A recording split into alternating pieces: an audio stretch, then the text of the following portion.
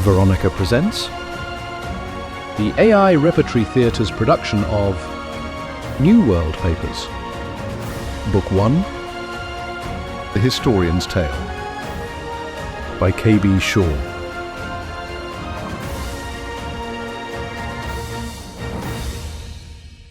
Chapter 12. No More Secrets. Addie and I headed back to our pod. From a distance, we could tell that light was spilling from the pod's entrance tunnel. Energized by the new discoveries, we ran to the pod and stopped just inside the meeting room. The ceiling was domed like that of the Commons, but on a smaller scale, and it displayed the same sky, only the Sol was no longer straight overhead. I checked my pocket watch, 12:41. Addie drew my attention to a small glass plate next to the static box. The plate was dark. Addie gave it a tap and it lit up like the light controller at the generating station. It had two sliding buttons, one vertical and one horizontal. A third button was marked Call. She moved the vertical control down and up again. As expected, the sky above dimmed and brightened. The horizontal button was set in the middle of a slider bar. When Addie slid it slowly to the left, the clouds and Sol disappeared, and the dome cycled through the whole range of colors. Back to center, and the sky showed the Sol had moved a bit more. When she dragged it to the right, the roof displayed a dazzling number of stationary and moving patterns. She moved it back to center. There was something hopeful and reassuring about the clear blue sky. She looked at the call button and gave me a questioning look. I knew exactly what she meant. Sure, press it. She touched the button, and a long list of locations appeared. We couldn't tell where all the places were, since they had names we weren't familiar with. Suddenly, the sound of soft bells came from the control plate. The screen went dark, and white letters appeared that said, Incoming Call. At the bottom of the screen were two new buttons, Accept and Decline. Addie tapped Accept. Randall's face appeared, accompanied by his voice. Hello. Hello. I just saw this location become active. It's called, Dorm B. I'm not quite sure where that is. It's our Pod G's common room. I should have known it would be you two. Can you step back just a bit so I can see you both? Yes, that's better. I've already talked with Sean at the engineering bay, Mrs. Greer at her quarters, and Bedford in the archive. Annika and I've worked through a few bugs. Bugs? That's what Annika calls glitches. She's really quite Everything working at your location? The meeting area has a sky ceiling like the Commons. We were just playing with the controls. It's pretty incredible. We haven't been in our cottage yet. Let me know if you have any trouble at all. I'll be here in the control room until my crew arrives. It's listed as Gen Control in the directory. Exciting times, isn't it? The screen went dark. This is too much, I said, rubbing my temples. Addie gave me a hug. I put my arms around her and kissed the top of her head. I'm glad you've been with me through all of this. I wish you could have been at the observation base for the descent, too. She looked up at me. You weren't sure you liked me, yet. I thought of you as a little girl. I showed you that I'm a grown woman. At the inn, remember? I tapped my temple. You know I can't remember things. Maybe you should show me again. She punched me on the arm playfully. Then we kissed. It was tender and passionate at the same time. Then Addie pushed me away. Race you to the cottage. She took off running and I took pursuit. When we got inside, we didn't spend a lot of time playing with the room lights. There was, something else on our minds. The plate just inside the entrance was simple, with only the vertical slider to dim the ceiling and a call button. The bedroom light let us control both brightness and color. We set it to give the dim, reddish warmth of red nights. Addie's hair glowed like embers in the light. We took our time undressing each other before falling into bed. I don't know why, but images of Missy Howard surfaced in my mind. Memories of her stepping from the tub, her naked body glistening in the gaslight, of the first night we coupled, my first time. I couldn't help comparing the two. Jenna's body was more mature than Addie's, her breasts fuller. I shook my head, trying to clear the images. It felt wrong to be having these images while Addie straddled me. I realized my feelings for Addie were different than those I had for Jenna. Less impulsive, but no less passionate. It meant more because Addie and I shared more than the physical act of coupling. I stopped Addie's rhythmic motions and rolled her over to the side. What is it? Nothing, I lied, not looking her in the eyes. She laid her head on my chest and moved her hand down my body. I grabbed her wrist and stopped her. She pulled away and propped herself on her elbow. Did I do something wrong? I couldn't look at her. Tell me. No, you didn't. I rolled to face her, kissed her on the breast, and said, "You're wonderful. We've been in the middle a lot of astounding discoveries. Yes, we have. Yet you are the most astonishing discovery of my life." I kissed her again. Then what's wrong? It's me. I betrayed you. Betrayed me? How could you have betrayed me? Just now, you know how my mind works. Yes. Well, when you were on top of me, my mind, Your mind what? I saw images of Jenna. Jenna? Naked. As she was getting out of the tub, when we coupled. Oh, Fallon, I've seen your drawings of her, so I can appreciate what you saw in your mind. She's beautiful. And so are you. I shouldn't be thinking of her. I'm with you. I know she was your first. I know you will always have images of her in your mind. She and I talked about you, about your relationship. My anger toward Jenna was pricked. I started to say something, but Addie put her fingers over my lips. Shh. Women talk about things like that. I'm sure men do too. She used me. I was just something she wanted to control. Addie sat up and gave me a little shove. No, she didn't. You know that. She was taken with you. Then why did she... Because she knew you'd be leaving. It tore her to pieces, having to give you up like that. Really? She told me she'd have considered using her contract with you if things weren't the way they are. I wanted you because you're stemmed, and Jenna said that you'd be a good first. Someone to practice with. She hesitated before answering. Yes, practice. Both Jenna and Grandma have told me that if a woman is to get favorable terms in a contract, she must be experienced and desired. That's the way of the world. The way of the world. Addie lay on her back and considered the soft glow of the ceiling lights. But the world seems to be changing. For you, for me, for everyone. It does. If this were the old world and you were able, I'd want to contract you. And I'd hope that you'd want to contract me. And we'd live together forever, like Toby and Sean's parents. I would, you know. I would contract you. Live with you.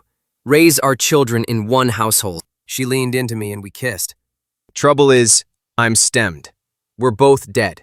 And your contract has reverted to the council. That leaves us with only one thing we can do, silly boy.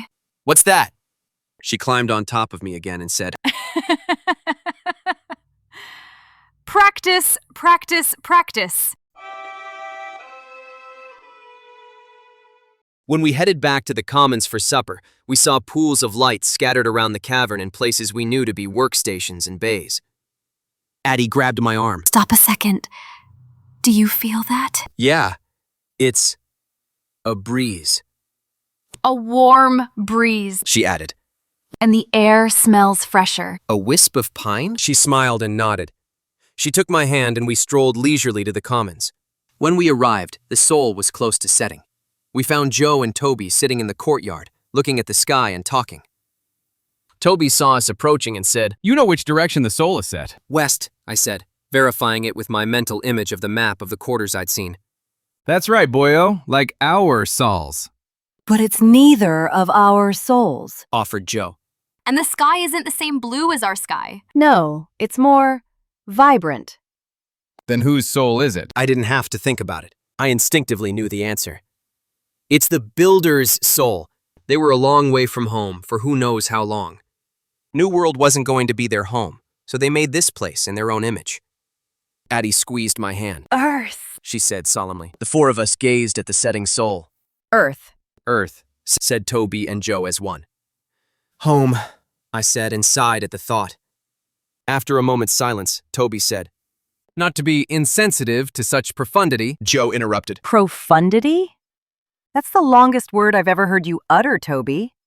just because I was a pugilist doesn't mean I'm not educated. I didn't know I was coupling with a pedagogical pugilist. Teased Joe. A what?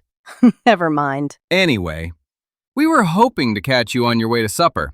We're heading there now, said Addie, taking Joe's hand and leading us to the mess. She leaned close to Joe and said, I know what pedagogical means, but what's a pugilist? A boxer. A prize fighter. Toby was a champion, you know. Really? When I saw him fight, it was in Ellsworth. That's on the South Grade, isn't it? Joe nodded. At the mouth of Finger Lake. I was the reading and writing teacher there. It's a small town with no social life and few contract prospects for a woman my age, if you know what I mean. When I heard about the fight, I thought I owed it to myself to go. I'd never seen a prize fight before. Joe glanced back at Toby, then leaned into Addie and spoke more softly. I was attracted to him the moment he entered the room. His muscles, his bare chest. Long story short, I mustered the courage to talk to him after the match and I contracted him within the week. That was almost 2 cycles ago. We're almost out of contract and I haven't. What are you ladies talking about? Nothing. The mess was crowded, so I offered to scout out a table and hold it while the others got our dinners. The ceiling light was set to a level only slightly brighter than the gas lights. The best thing about these lights was that they didn't sputter and flicker. I wondered if the Greer Manor would still be standing if its lights had been powered by electricity instead of fueled by gas. No, I concluded, it still would have burned, but perhaps the basement wouldn't have collapsed if there hadn't been an explosion. And maybe it would have left us a way out. I tried to be unobtrusive as I waited by a table where 3 people were just finishing. I noticed that many had shed their sweaters and that everyone was talking about the lights and speculating about the sky ceilings. Thankfully, the diners vacated the table just before Addie, Joe, and Toby arrived. As soon as the others sat down, I went to the serving line. The meal was a special celebration. Tender, seasoned beef tied around sliced hard-boiled eggs and cooked in a tomato sauce, fresh baked bread, and a bean soup. On my way back to the table, I passed Toby, already heading for seconds. After I sat down, Aiden put her hand on mine. I leaned in and kissed her on the cheek. 2 tables away, Lenore sat glaring at us, at me. I couldn't understand why she didn't like me. No, it was more than that. She openly disliked me. I wanted to march over to her table and have it out with her. But not now. Not with all these people around. Not on such a happy day as this. We sat and ate and discussed everything that had happened. We didn't notice that the square outside the mess had slowly grown dark until there was a commotion and people close to the windows got up and started to leave. I checked my watch to see if we were late for the meeting, but it was only 7:30. The people outside were excited and pointing to the ceiling. We followed the stream of people to the square and looked up into a starry sky unlike any we had ever seen. Something large, round, and silvery was rising in the east. It wasn't a miner's sol, but something completely different, with a pocked surface. Its light was dim, yet crisp and cool. Mrs. Greer and Bedford ascended the stone platform, and the crowd quieted down. It's early, Started the missus. but that remarkable object rising in the night sky has drawn everyone to the square, so we might as well begin. Can you hear me in the generator room? Yes, ma'am. Came Randall's voice. We're all watching from here. Mrs. Greer nodded and continued. You are probably wondering what that is up there, that silvery white disk. That is a moon, or more specifically, the Earth's moon. That was the Earth's sol we saw earlier today. The builders called it the sun. Earth is the place of our origin, our home world, if you will. That is a fact now, not just solarist propaganda, as the council would like you to believe. The crowd cheered and clapped. Bedford spoke next. You may have noticed a slight breeze and a freshness to the air. That is all thanks to the crew in the generating station. More applause. As we talked about before, we can survive down here for many months if need be. Our discovery of the electrical generators will make it a more comfortable stay. It also will affect the decisions we have to make. Do we focus our efforts on finding a way topside, or bide our time down here and learn all there is to learn from this place?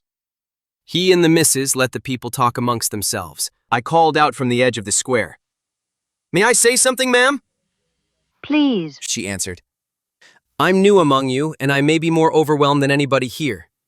Yes, overwhelmed with images and thoughts and ideas that tell me that our whole world is a lie, It is a lie. shouted someone. A debate erupted among faceless voices from the crowd. Where do any of us have to go anyway? Right. The council could be up above right now, digging through the ruins. We're bottled up in here, trapped like sheep waiting for slaughter. I heard that the generator room opens to the outside. Can't we get out from there? There is no direct exit, Came Randall's voice in answer to the last person's question.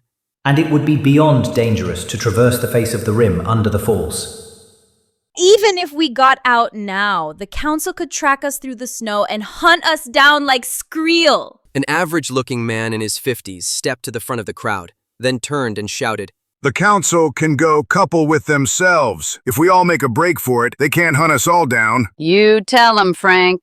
We should fan out and spread the truth. The people will rally to our side. The truth will out. Don't be naive. said Joe.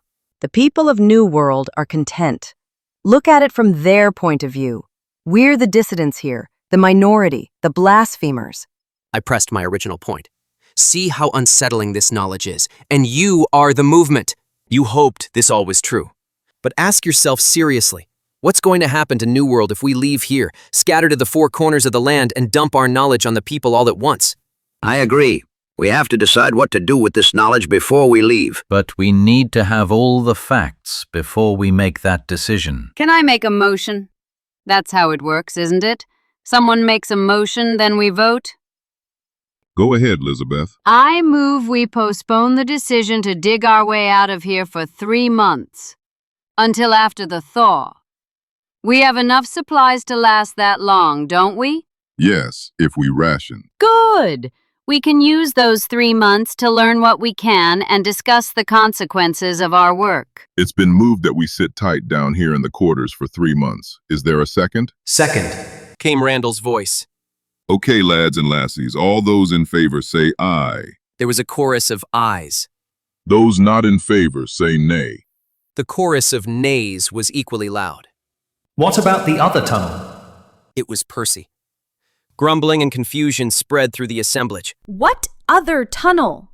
Percy looked sheepishly at Mrs. Greer, who seemed to take no notice, and at Bedford, who glared at him. The missus motioned the crowd to quiet. There is a second dead-end tunnel that we think leads to another hidden passage. The crowd became unruly again. Is it a way out? Why didn't you tell us? No more secrets. She silenced them again, took the time to scan the entire team, and then spoke calmly. We believed that the passage we did open would benefit all of us more right now and would provide us time to find a way out. I have a suggestion, ma'am, said Toby. Let Sean and me take a team to knock down the other wall and see what's on the other side. Exit or no exit, at least we'd know. Then we take our time, like Lisbeth said, to decide what to do. Second! Yelled someone. No motion was made. Close enough. The square erupted with laughter. All in favor, say aye. Unanimously, the crowd cried aye and began cheering and clapping. Mrs. Greer leaned toward a scowling Bedford and whispered, I think this is what the builders called democracy. He thought a moment, a smile slowly forming. Then he nodded and joined Mrs. Greer in the applause. Now enjoy this beautiful night, said Mrs. Greer after the celebration quieted down. Let's take a 2-sol holiday before getting to work. The sol after tomorrow, we will have our high conjunction feast here in the square. It's long overdue. Then we'll ration. End of chapter 12. Next up, disappearances.